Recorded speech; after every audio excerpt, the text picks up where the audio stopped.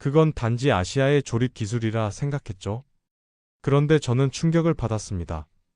영국 최고 에너지 전문가의 입에서 나온 충격 고백입니다. 세계 에너지 정상회의에서 한 영국 박사가 한국 기술을 공개적으로 조롱했습니다. 20년간 이 분야 최고 전문가로 인정받던 그는 아시아는 그저 조립 수준이라며 냉소적으로 웃었죠. 그런데 3주 후 그 똑같은 박사가 완전히 다른 사람이 되어 돌아왔습니다. 제가 틀렸습니다.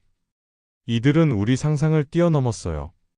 도대체 한국에서 무슨 일이 벌어졌던 걸까요? 편견으로 가득했던 세계 최고 전문가의 마음을 완전히 뒤바꿔 놓은 그 며칠간의 이야기. 그가 한국에서 목격한 충격적인 진실은 과연 무엇이었을까요? 영국 박사도 무릎 꿇게 만든 대한민국의 진짜 실력. 지금부터 그 놀라운 반전 스토리의 장본인인 리처드 캠벨 씨를 만나보겠습니다. 잠깐만 시간 내서 구독과 좋아요 부탁드려요. 안녕하세요. 저는 리처드 캠벨입니다. 영국 국립 그리니치 에너지 연구소에서 수석 프로젝트 디렉터로 일하고 있어요.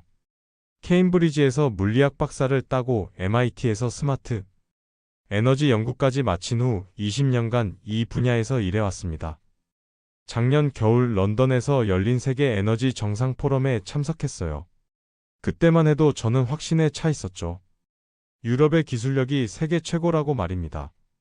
특히 가스터빈 분야에서는 독일의 지멘스, 미국의 GE, 이탈리아의 안살도 이 정도가 진짜 기술이라고 생각했거든요. 런던의 국제회의센터는 세계 각국의 에너지 전문가들로 붐비고 있었습니다. 저는 평소처럼 앞자리에 앉아서 발표를 들었어요. 아침 세션은 유럽과 미국의 최신 기술 발표였는데 역시나 인상적이었죠. 효율성 면에서나 기술적 완성도 면에서나 최고 수준이었습니다. 점심시간에 동료들과 이야기를 나누면서 오후 일정을 확인했어요. 아시아 각국의 기술 발표가 예정되어 있었죠. 중국, 일본, 그리고 한국 순서였습니다. 솔직히 말하면 별 기대를 하지 않았어요. 아시아 기술이라고 하면 기존 선진국 기술을 모방해서 조립하는 수준이라고 생각했거든요. 오후 세션이 시작됐습니다. 중국 발표자가 먼저 나와서 자국의 가스터빈 기술에 대해 설명했어요.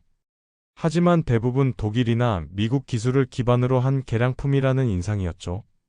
일본 발표도 마찬가지였습니다. 기술적으로는 우수하지만 완전히 독자적이라고 보기는 어려웠어요. 그 다음 한국 발표자가 나섰습니다. 20대 후반으로 보이는 젊은 여성 연구원이었어요. 이름은 이수민이라고 했습니다. 검은 정장의 단정한 헤어스타일, 그리고 자신감 있는 표정이 인상적이었죠. 그녀는 한국의 독자 개발 가스터빈 기술에 대해 설명하기 시작했습니다. 안녕하세요. 저는 한국 두산중공업에서 근무하는 이수민입니다. 오늘 한국의 독자 개발 가스터빈 기술에 대해 말씀드리겠습니다. 유창한 영어였어요. 발음도 깔끔했고 전문 용어 사용도 정확했습니다. 한국은 현재 300메가와트급 가스터빈을 독자 개발했으며 상용 운전 중입니다. 저는 속으로 웃었습니다. 300메가와트라고요? 유럽에서는 이미 400메가와트를 넘어서고 있는데 말이죠. 게다가 독자 개발이라니. 아마 어디선가 기술을 사와서 조립한 것을 독자 개발이라고 포장한 게 아닐까 싶었어요. 그런데 이수민이라는 연구원은 계속해서 구체적인 데이터를 제시했습니다. 터빈 블레이드의 내열 온도 1500도, 연소 효율 60%, 배기가스 온도 600도까지. 숫자들이 상당히 정교했죠. 심지어 터빈 블레이드의 코팅 기술까지 독자 개발했다고 주장했습니다. 저는 동료에게 속삭였어요. 저 데이터들이 정말일까? 좀 과장된 것 같지 않나? 동료도 고개를 끄덕였습니다. 우리 모두 비슷한 생각이었죠. 이수민은 발표를 계속했습니다. 한국이 가스터빈 개발에 투자한 기간이 15년이라고 했어요. 그동안 수천 번의 테스트를 거쳤고 실패와 성공을 반복하면서 지금의 기술에 도달했다고 했습니다. 들으면서도 여전히 의구심이 들었어요. 발표가 끝나고 질의응답 시간이 됐습니다. 저는 손을 들었어요. 혹시 그 기술의 핵심 부품들, 예를 들어 고온 합금이나 터빈 블레이드 같은 것들도 한국에서 직접 만든 건가요? 이수민은 잠깐 망설이더니 솔직하게 대답했습니다. 일부 소재는 아직 해외에서 조달하고 있지만 설계와 제조 기술은 완전히 독자적입니다. 역시 그렇다고 생각했어요. 핵심 부품은 수입하고 조립만 하는 거였죠. 저는 고개를 끄덕이며 자리에 앉았습니다. 옆에 앉은 독일 엔지니어도 비슷한 표정이었어요. 또 다른 질문들이 이어졌습니다. 대부분 회의적인 시선이었죠. 한국 기술의 신뢰성, 내구성, 경제성에 대한 의문들이었습니다. 이수민은 차근차근 대답했지만 저를 포함한 많은 참석자들은 여전히 확신하지 못하는 분위기였어요. 발표가 모두 끝나고 휴식 시간이 됐습니다. 저는 커피를 마시면서 동료들과 오늘 발표에 대해 이야기하고 있었어요. 그때 예상치 못한 일이 벌어졌습니다. 이수민이 직접 저에게 다가와서 잠시 말씀 나눌 수 있냐고 물었어요. 5분 정도 시간을 내서 대화를 나눴습니다. 이수민은 정중하게 인사를 한 후 정성스럽게 포장된 봉투 하나를 건넸어요. 한국의 실제 가스터빈 기술을 직접 보라며 창원에 있는 제작 현장과 김포의 실제 운전 현장을 견학해보라는 제안이었습니다. 저는 봉투를 받으면서도 차가운 어조로 대답했어요. 기계는 감정으로 만들지 않는다고 데이터와 검증된 기술로만 평가할 뿐이라고 말했습니다. 이수민은 웃으며 자신들도 감정이 아닌 결과로 보여드리고 싶다고 답했어요. 그 순간 저는 이수민의 눈빛에서 뭔가 다른 걸 느꼈습니다. 단순한 자신감이 아니라 확신에 가까운 무언가였어요. 하지만 여전히 회의적이었죠. 사실 저에게는 한국에 대한 복잡한 감정이 있었습니다. 10년 전 제 여동생 사라가 중국에서 교환학생 생활을 할 때의 일이에요. 현지에서 아시아인이라는 이유로 여러 차별을 당했다고 들었습니다. 식당에서 서비스를 거부당하거나 기숙사에서 룸메이트들로부터 냉대를 받는 일들이었죠. 그때 가족들은 한국도 비슷한 아시아 국가 중 하나라고 생각했습니다. 직접적인 경험은 아니었지만 아시아 전체에 대한 막연한 불신이 생겼던 거예요. 기술적인 측면에서도 마찬가지였습니다. 아시아 국가들의 기술 수준을 과소평가하게 됐죠. 호텔로 돌아와서 봉투를 열어봤습니다. 정성스럽게 만들어진 초청장과 함께 한국 가스터빈 기술의 개요가 들어있었어요. 기술 사양, 성능 데이터, 그리고 실제 운전 현황까지 상세히 나와 있었습니다. 처음에는 초청장을 찢을까 생각도 했어요. 하지만 연구소 동료들과 상사의 압박이 있었습니다. 다음날 아침 상사인 존스 교수가 전화를 걸어왔어요. 리처드, 아시아 시장은 무시할 수 없어. 특히 한국은 조선과 반도체에서 이미 세계 정상급이잖아. 한번 가서 확인해보는 게 어때? 연구소 예산 담당자도 비슷한 말을 했습니다. 한국 시장의 가능성을 무시할 수 없다는 거였죠. 결국 저는 한국행을 결정했습니다. 하지만 마음 한구석에는 여전히 회의적인 생각이 가득했어요. 그날 밤 잠자리에 들면서 생각했습니다. 과연 한국의 기술이 정말 독자적일까? 아니면 또 다른 포장된 조립 기술일까? 며칠 후면 답을 알 수 있을 거라고 생각했어요. 하지만 그때 저는 몰랐습니다. 한국에서 보게 될 것들이 제 모든 편견을 완전히 뒤바꿔 놓을 거라는 걸 말이죠. 3주 후 인천공항에 도착했습니다. 비행기에서 내리자마자 첫 번째 놀라움이 기다리고 있었어요. 공항 시설이 생각보다 훨씬 체계적이고 현대적이었거든요. 자동화된 입국 시스템, 깔끔한 안내 표지판, 그리고 효율적인 동선 설계까지. 유럽의 주요 공항들과 비교해도 전혀 뒤떨어지지 않았습니다. 입국 절차부터 놀라웠어요. 자동 출입국 게이트가 얼굴 인식과 지문 인식을 동시에 처리하면서도 대기 시간이 거의 없었죠. 짐을 찾는 컨베이어 벨트도 신속하게 돌아갔고 공항 내부 안내 시스템도 상당히 직관적이었습니다. 이런 세세한 부분에서부터 한국의 기술 수준을 엿볼 수 있었어요. 입국장에서 이수민을 다시 만났습니다. 런던에서 봤을 때보다 더 자신감 있어 보였어요. 정장 차림에 단정한 헤어스타일, 그리고 손에는 제대로 된 기술 자료 가방을 들고 있었죠. 무엇보다 표정에서 자신의 영역에 온 사람 특유의 여유로움이 느껴졌습니다. 이수민이 환영 인사를 건넸고 저는 간단히 인사를 나눈 후 곧바로 일정을 물어봤어요. 시간을 효율적으로 사용하고 싶었거든요. 그녀는 미소를 지으며 오늘은 서울에서 하루 머무르고 내일 바로 창원으로 이동할 예정이라고 설명했습니다. 두산중공업연구소와 제작 현장을 둘러본 후 김포발전소에서 실제 운전 중인 터빈을 보게 될 거라고 했어요. 공항에서 서울 시내로 가는 길에 저는 창밖을 내다봤습니다. 고속도로 양쪽으로 고층 빌딩들이 질비하게 늘어서 있었어요. 건물들의 디자인도 현대적이었고 도로 인프라도 잘 정비되어 있었습니다. 하지만 여전히 저는 속으로 생각했죠. 겉모습만 번지르르한 거 아닐까? 차로 이동하는 동안 한강을 건너는 다리들을 볼 수 있었어요. 각각의 다리가 독특한 디자인을 가지고 있었고 강변에는 공원과 산책로가 잘 조성되어 있었습니다. 이수민이 간단히 설명해 주더군요. 한강이 서울 시민들의 휴식 공간 역할을 한다고 했어요. 호텔에 도착해서 체크인을 마친 후 이수민과 저녁 식사를 함께 했습니다. 한국 전통 음식점이었는데 분위기가 상당히 고급스러웠어요. 한옥을 현대적으로 개조한 건물이었고 조명도 은은하게 설치되어 있었습니다. 음식도 정갈하게 나왔죠. 식사 중에 이수민이 제가 가스터빈 분야에서 20년간 일했다며 어떤 계기로 이 분야에 관심을 갖게 되었는지 물어봤어요. 저는 간단히 효율성 때문이라고 대답했습니다. 에너지를 가장 효율적으로 변환하는 기술이 바로 가스터빈이라고 감정적인 이유는 없다고 말했죠. 그런데 이수민은 조금 다른 반응을 보였어요. 자신들도 마찬가지지만 효율성 외에 한 가지 더 중요한 게 있다고 했습니다. 제가 그게 뭔지 물어보자 자립이라고 답했어요. 자신들 나라의 에너지 안보를 위해서는 핵심 기술을 스스로 가져야 한다고 생각한다는 거였죠. 저는 속으로 고개를 저었습니다. 역시 감정적인 접근이었어요. 기술은 합리적이고 경제적인 관점에서 접근해야 하는데 자립이니 안보니 하는 건 기술과는 별개의 문제라고 생각했거든요. 기술은 국경이 없다고 가장 좋은 기술을 가장 경제적으로 활용하는 게 맞다고 말했습니다. 이수민은 잠시 조용해졌다가 내일 보면 조금 다르게 느낄지도 모르겠다고 말했어요. 확신에 찬 어조였습니다. 식사를 마치고 호텔로 돌아가는 길에 이수민이 마지막으로 한 말이 기억에 남았습니다. 자신들은 감정으로 만드는 기계를 보여드릴 생각은 없지만 왜 이 기계를 만들어야 했는지는 느낄 수 있을 거라고 했어요.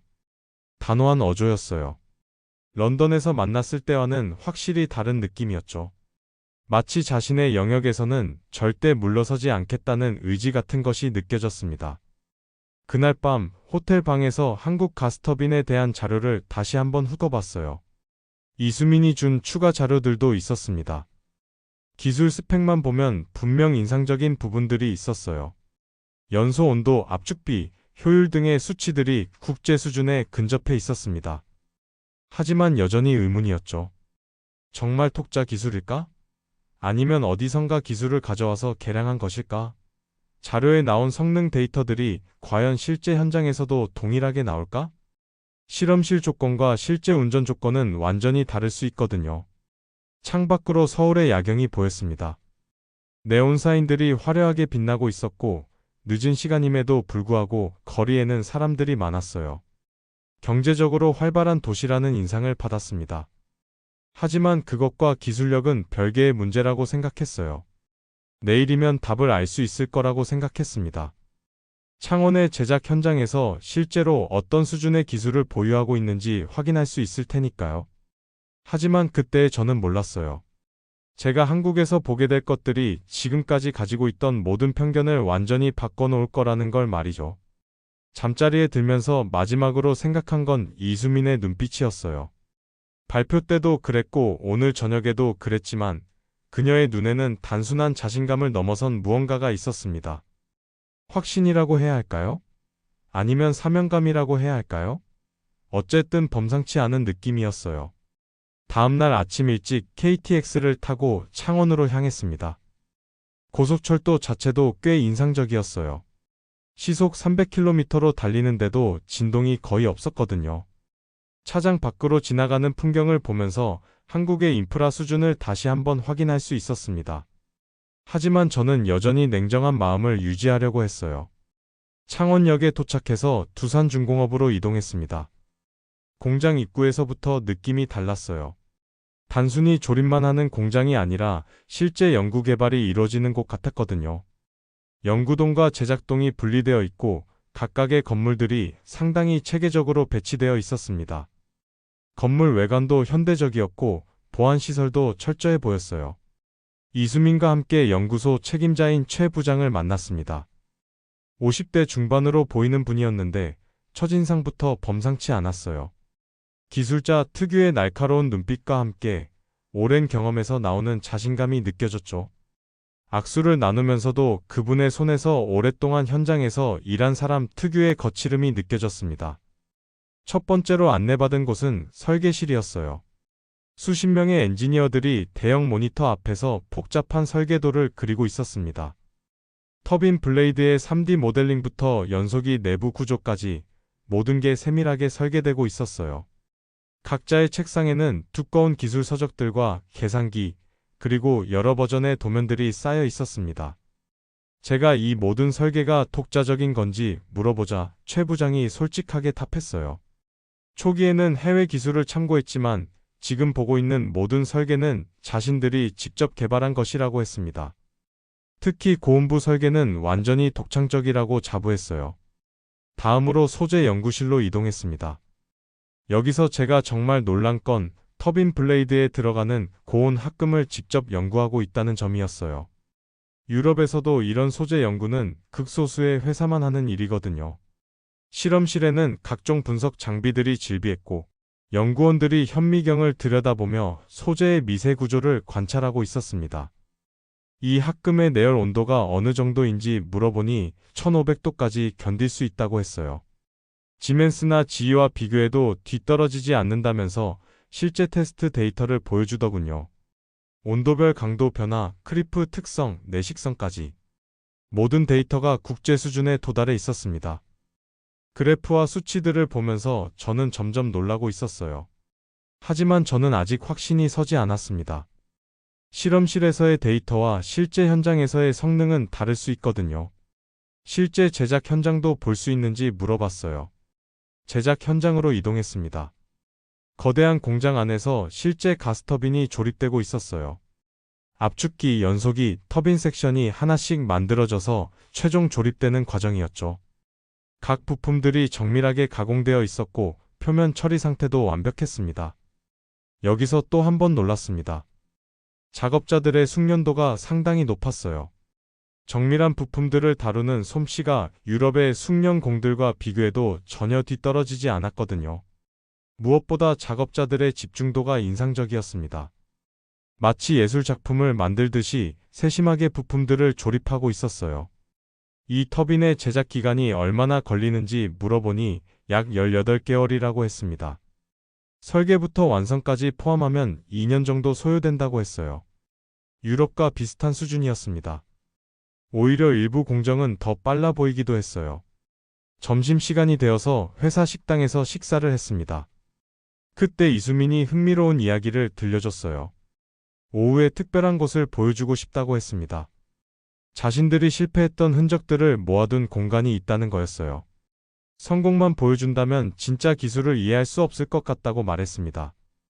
오후에 안내받은 곳은 연구소 지하에 있는 특별한 공간이었습니다. 이름하여 실패 박물관이었어요.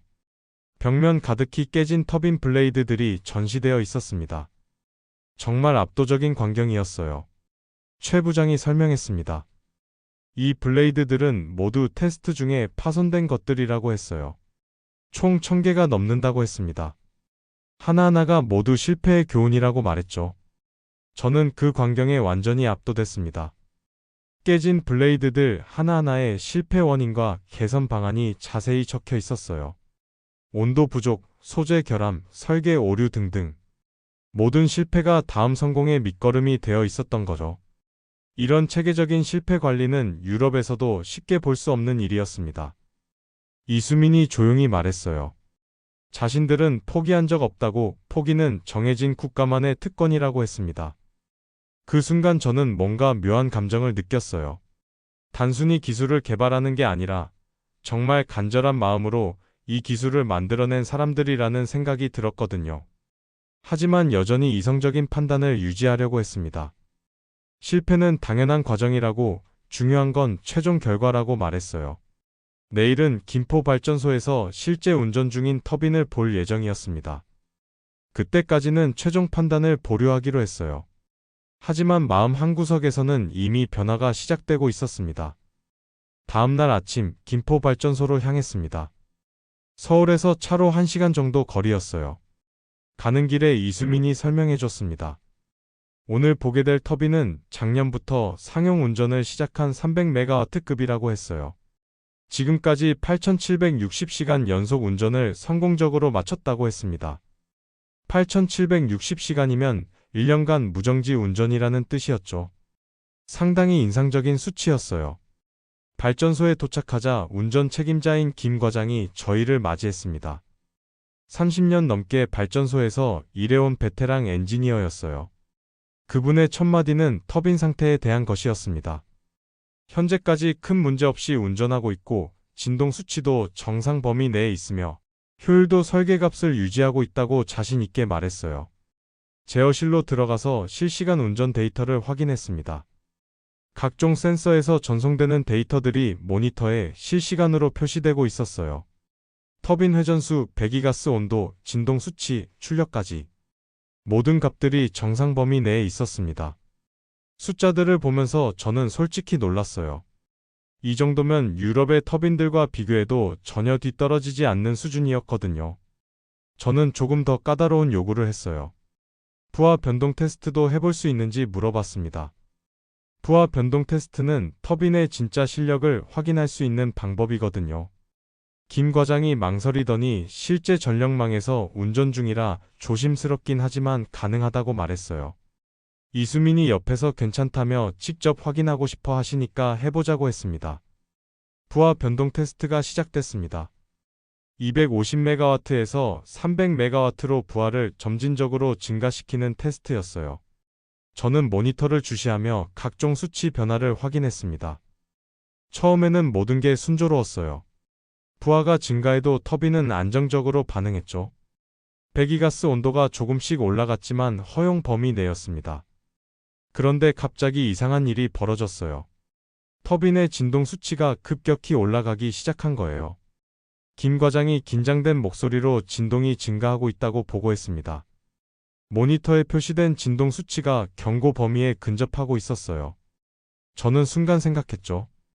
역시 아직 완성되지 않은 기술이었나. 하지만 다음에 벌어진 일은 완전히 예상 밖이었어요. 김 과장과 이수민은 전혀 당황하지 않았습니다. 오히려 침착하게 백업 시스템을 가동하기 시작했어요. 이수민이 조용히 말했습니다. 예상하고 있었다고 했어요. 이 부하 구간에서는 간혹 진동이 증가할 수 있어서 특별한 제어 시스템을 준비했다고 설명했습니다. 키보드를 몇 번 누르자 터빈의 연소 패턴이 미세하게 조정됐어요. 그러자 신기하게도 진동 수치가 다시 정상 범위로 돌아왔습니다. 저는 놀라서 이게 어떤 원리인지 물어봤어요. 김 과장이 설명했습니다. 연소실 내부의 화염 패턴을 실시간으로 조절하는 기술이라고 했어요. 진동이 발생하면 연소 패턴을 바꿔서 진동을 상쇄시키는 거라고 했습니다. 이건 유럽에서도 보기 드문 고급 기술이었어요. 단순히 터빈을 만드는 것이 아니라 운전 중 발생할 수 있는 모든 상황을 예측하고 대비책을 마련해둔 거였죠. 테스트는 성공적으로 마무리됐습니다. 300메가와트 만부하에서도 모든 수치가 정상이었어요. 진동, 온도, 효율 모든 면에서 설계 기준을 만족했습니다. 실제 터빈을 직접 보러 터빈홀로 이동했어요.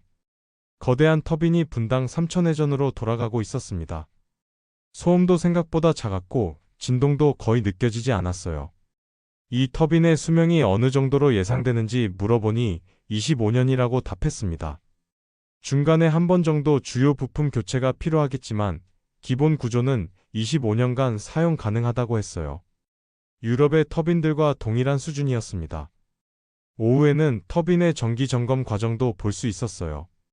내시경 카메라를 이용해서 터빈 블레이드 상태를 확인하는 과정이었죠. 블레이드 표면이 깨끗하게 유지되고 있었고 코팅 상태도 양호했습니다. 1년간 운전했는데도 블레이드 상태가 상당히 좋다고 솔직하게 평가했어요. 이수민이 말했습니다. 실패를 두려워하지 않으면 대응도 준비하게 된다고 했어요. 그날 저녁 서울로 돌아가는 길에 저는 많은 생각을 했습니다. 처음 한국에 왔을 때의 편견과는 완전히 다른 현실을 보게 된 거예요. 이건 단순한 조립 기술이 아니라 진짜 독자적인 기술이었습니다. 하지만 여전히 이성적인 판단을 유지하려고 했어요. 기술적으로는 인정하지만 감정적인 접근 방식은 여전히 이해할 수 없었거든요.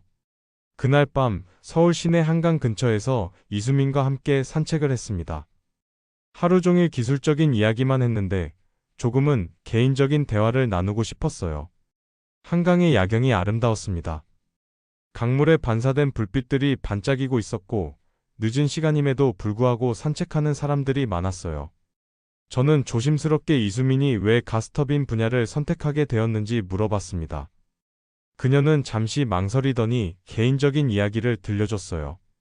90년대에 발전소에서 일했던 아버지 이야기였습니다. 보일러 정비 엔지니어였는데 당시에는 핵심 부품들을 모두 외국에서 수입해야 했다고 했어요.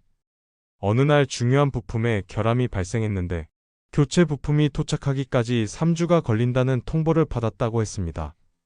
발전소는 계속 돌려야 하는데 부품은 없는 상황이었죠.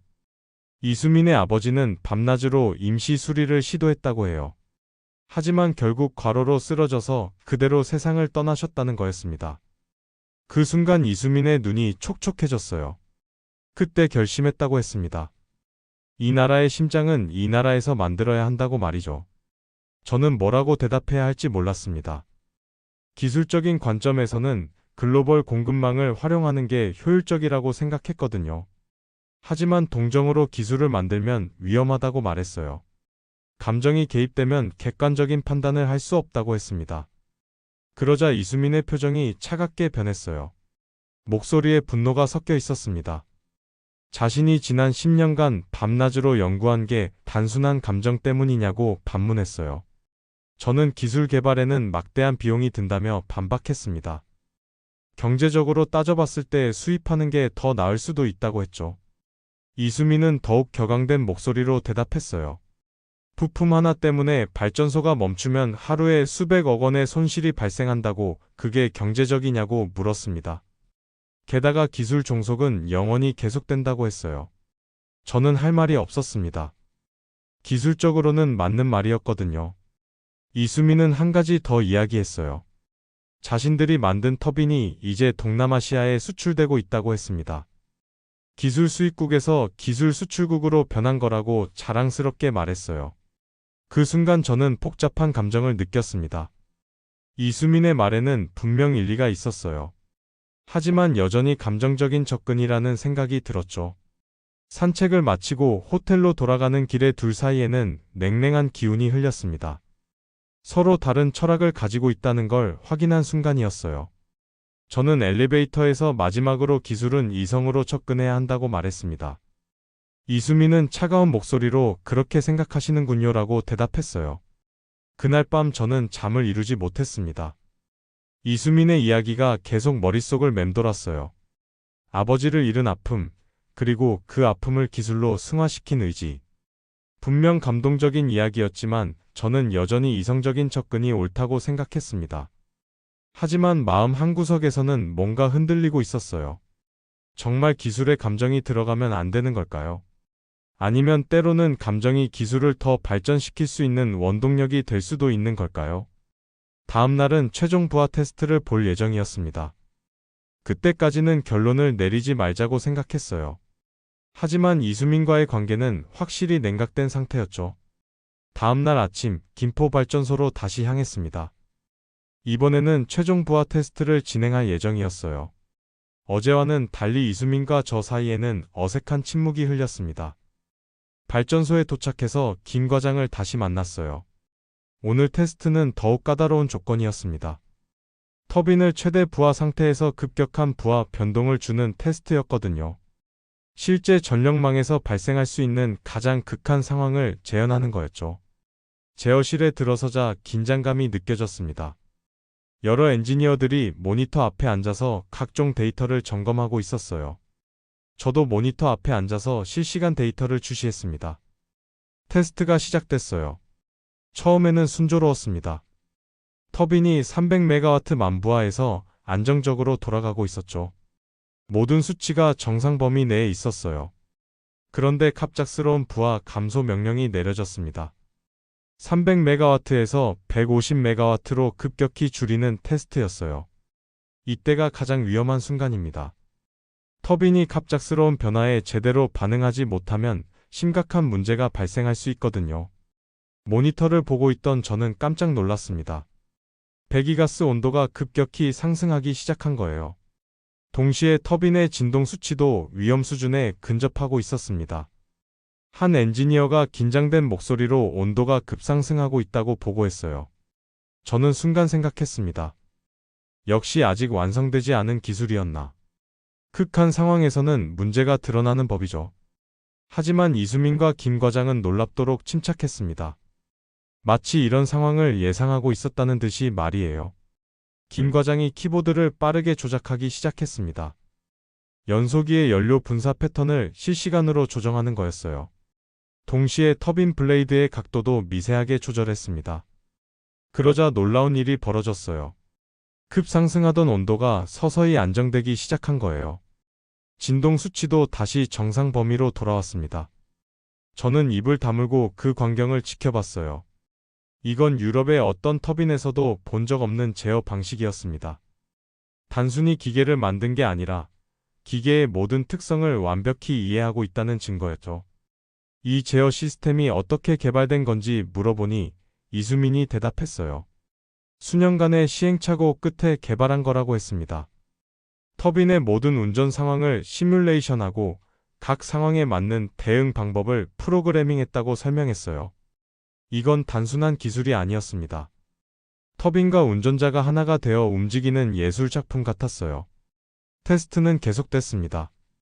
부하를 다시 300메가와트로 올리고 이번에는 250메가와트로 내렸다가 다시 280메가와트로 올리는 복잡한 패턴이었어요. 실제 전력망에서 발생할 수 있는 모든 상황을 재현하는 거였죠. 터빈은 모든 변화에 완벽하게 대응했습니다. 마치 살아있는 생명체처럼 스스로 적응하고 있었어요. 저는 그 광경에 완전히 매료됐습니다. 4시간에 걸친 테스트가 끝났어요. 결과는 완벽했습니다. 모든 수치가 설계 기준을 만족했고 터빈은 여전히 안정적으로 돌아가고 있었어요. 저는 솔직하게 인정했습니다. 이건 유럽에서도 보기 드문 기술이라고 말했어요. 그 순간 제어실에 있던 모든 사람들이 환호했습니다. 몇 명은 눈물을 흘리기도 했어요. 저는 그때 깨달았습니다. 이 사람들에게 이 터빈은 단순한 기계가 아니라는 걸 말이죠. 이수민이 조용히 말했습니다. 기술은 이성으로 만들지만 완성시키는 건 사명이라고 했어요. 저는 더 이상 반박할 수 없었습니다. 감정과 이성이 결합됐을 때 이런 놀라운 결과가 나온다는 걸 직접 목격했거든요. 테스트가 끝난 후 회의실에서 최종 평가 회의가 열렸습니다. 두산중공업의 임원들과 발전소 관계자들이 모두 참석했어요. 저는 이 자리에서 솔직한 평가를 해달라는 요청을 받았습니다.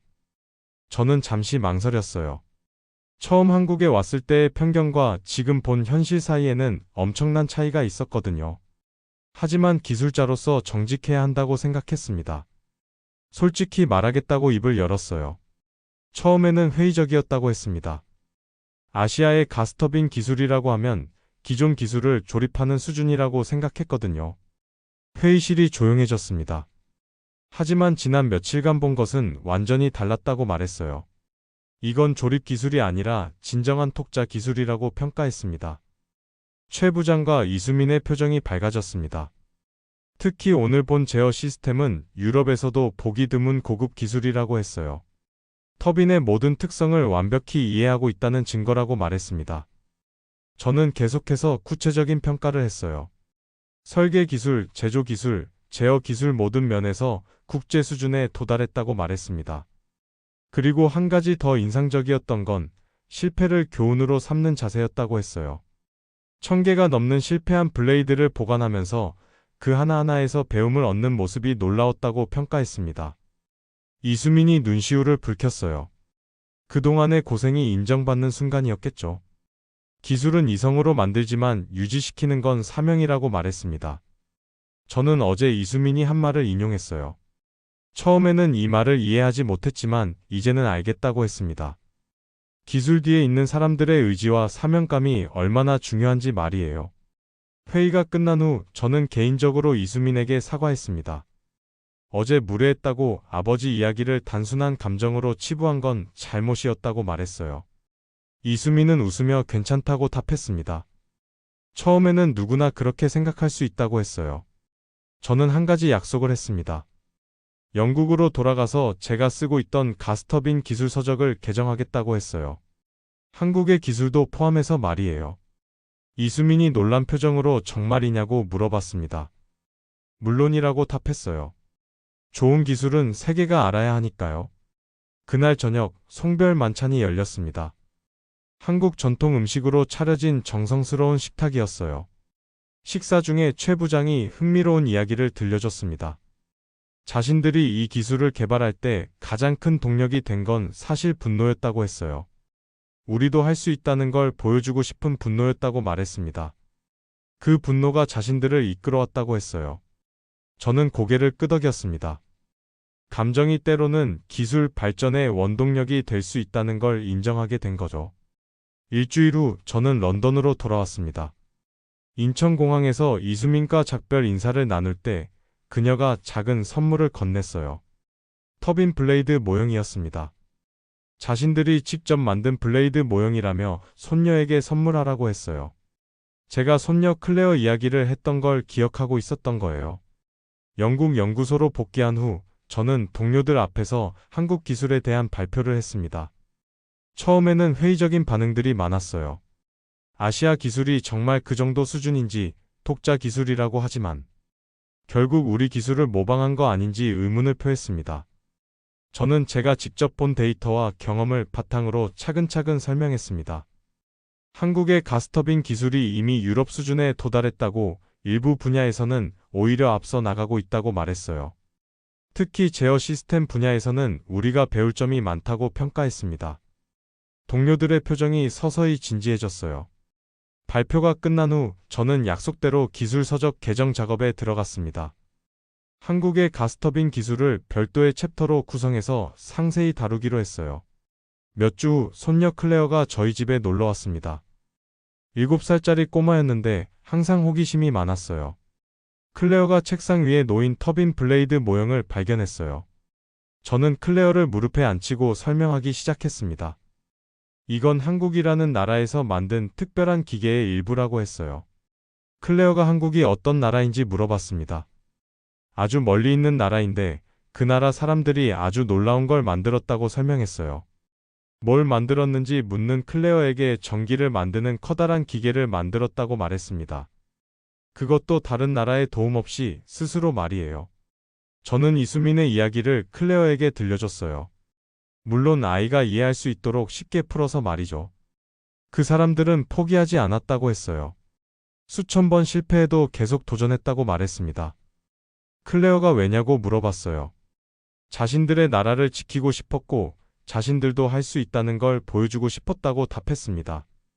클레어가 블레이드 모형을 만지작거리며 할아버지도 그런 기계 만들 수 있냐고 물어봤어요. 저는 잠시 생각한 후 대답했습니다. 할아버지는 그런 기계를 만드는 방법을 연구한다고 하지만 진짜 만드는 건 마음이 있어야 가능한 일이라고 말했어요. 클레어가 마음이 뭔지 물어봤습니다. 꼭 만들어야겠다는 간절한 마음이라고 답했어요.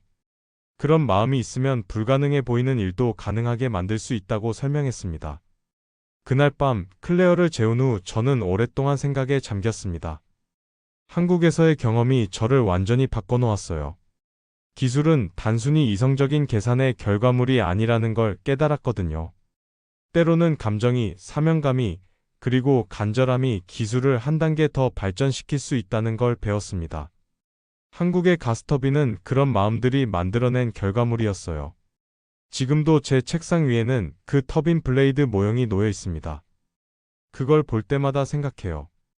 기술에는 국경이 없지만 기술을 만드는 사람들의 마음에는 분명 고향이 있다고 말이죠. 가끔 이수민에게서 이메일이 옵니다. 한국의 가스터빈이 새로운 나라에 수출됐다는 소식이나 더 발전된 기술을 개발했다는 근황들이에요. 그럴 때마다 저는 뿌듯함을 느낍니다. 결국 기술은 사람이 만드는 거니까요. 그리고 그 사람들의 마음과 의지가 얼마나 중요한지 저는 한국에서 배웠습니다. 지금까지는 영국 국립 그리니치 에너지 연구소 수석 디렉터 리처드 캠벨 박사의 이야기를 전해드렸습니다. 한국 기술을 단순한 아시아 조립 기술로 폄하했던 그가 예상치 못한 한국 출장으로 창원과 김포에서 보낸 며칠간의 이야기 말이죠. 그것은 단순한 기술 견학이 아니었습니다. 설계부터 제조, 제어 시스템까지 세계 최고 수준에 도달한 독자 기술력. 한국의 가스터빈은 이미 동남아시아 수출과 25년 무정지 운전 검증을 통해 그 실력을 입증해온 곳이지만 그날 캠벨 박사가 진심으로 놀란 건 기술만이 아니었습니다. 1000개가 넘는 실패한 터빈 블레이드를 하나하나 보관하며 교훈으로 삼는 연구진. 위기 상황에서도 전혀 당황하지 않고 완벽한 대응을 보여준 엔지니어들. 포기는 정해진 국가만의 특권이라던 이수민의 한마디까지 한국은 보여주기 위한 기술이 아닌 진정한 사명감으로 만들어낸 혁신의 나라였습니다. 때로는 편견으로 가득했던 외국 전문가의 짧은 한국 방문이 그의 평생을 바꿔놓을 만큼 강력한 기억이 되기도 합니다. 오늘도 전 세계에는 수많은 외국 전문가들이 처음으로 한국의 진짜 기술력을 목격하고 있을 것입니다. 우리가 묵묵히 쌓아온 실력과 끝까지 포기하지 않는 의지가 누군가에겐 이 나라의 기술을 인정하지 않을 수 없다는 확신이 될 수 있음을 기억했으면 합니다. 영상이 도움이 되셨다면 좋아요와 구독 부탁드려요. 댓글로 여러분이 알고 계신 한국 기술의 숨은 이야기도 들려주시면 감사하겠습니다.